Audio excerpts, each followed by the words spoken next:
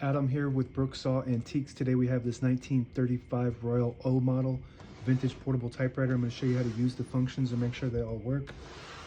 Nice glossy black finish. The margins are located behind this flip panel here, and you just push the button and move it like that and lock it in. I'm going to set this right one around 75 and the left one I'm going to keep that on 0. So about the length of a page.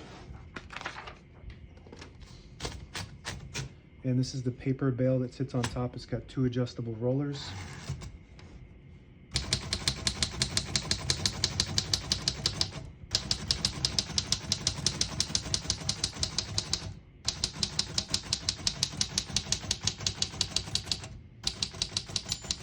Once you hear the bell, you're at the end of the margin. Hit this line space, gets you back to the beginning, and skips 1 or 2 spaces.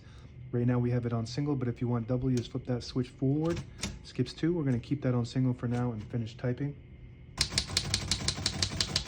As you can see, all the keys type nice and none of them skip or stick. I'll type a sentence in red on the next line and switch from black to red.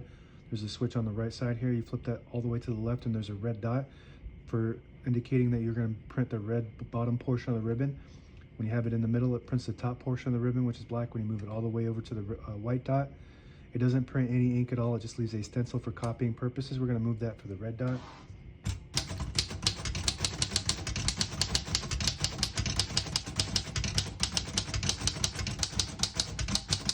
Beautiful typing machine. This is probably my favorite Royal typewriter of all time, the O model. Very popular. It's got that really nice glossy black finish, and the sound of it is unlike any other typewriter. It sounds so nice. Very easy to use.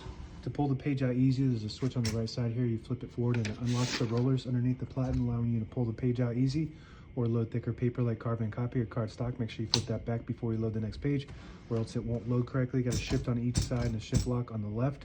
To clear that, just hit the shift button again. Above that is the margin release. You get to the end of the margin, there's a mechanism that blocks you from printing. Hit that margin release, it will allow you to go all the way to the end.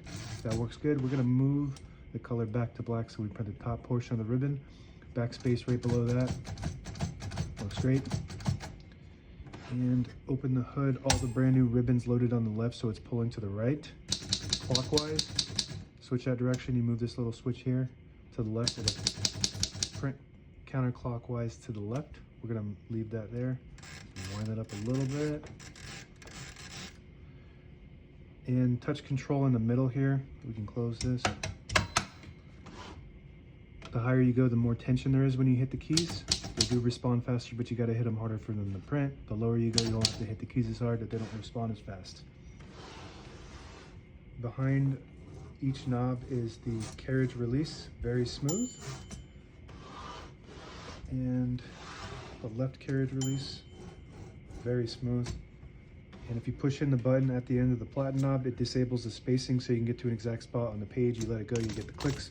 Each one of those clicks is 1 space. Same concept with this lever behind the line space indicator there. You push it down and it disables the spacing. You push it up and you get the clicks. And that's it. Now available on eBay or Etsy. Search Brooksaw Antiques.